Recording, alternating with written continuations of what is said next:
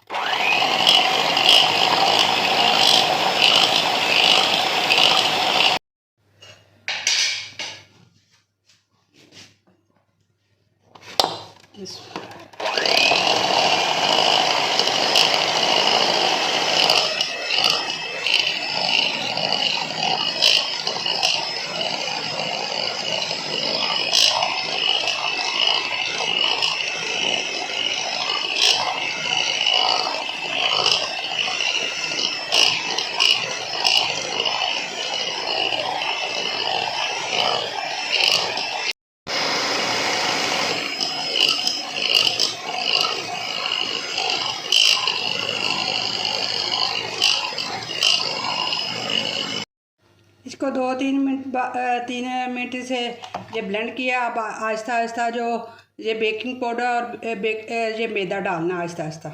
बिस्मिल्लाह।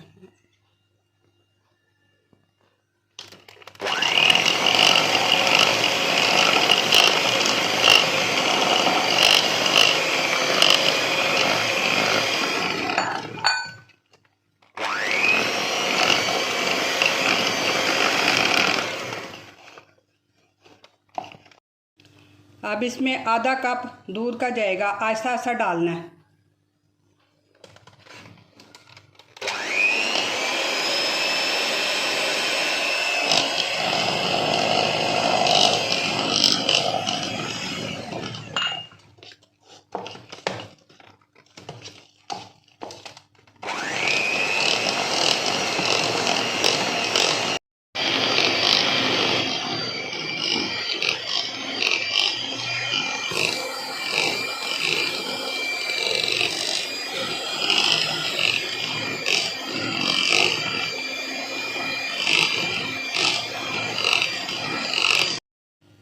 ये एक केक का सांचा है।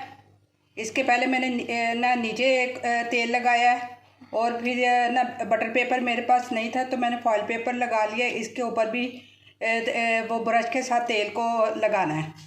फिर जो ये जो मैदा केक है इसमें ऐड करना है और इसको 30 से 40 मिनट तक पकाना है। अगर आपने ओवन में पकाना है तो 170 डिग्री पे रखना है आपने ओवन को।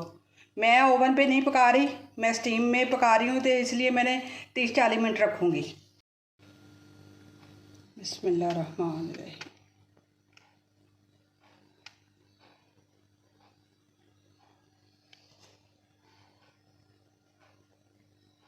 जी वीवर्स, ये है मेरे केक की फ़ाइनल लुक, जो कि सॉफ्ट और नरम सा है, बहुत ज़्यादा मज़े का भी है और शक्ल में अच्छा लग रहा होगा आपको। उम्मीद करती हूँ कि आपको आज की रेसिपी अच्छी लगी है और आप मेरी वीडियो को लाइक कीजिएगा, मेरे चैनल को सब्सक्राइब कीजिएगा और कमेंट में ट्राई करके बताइएगा कि कैसा लगा।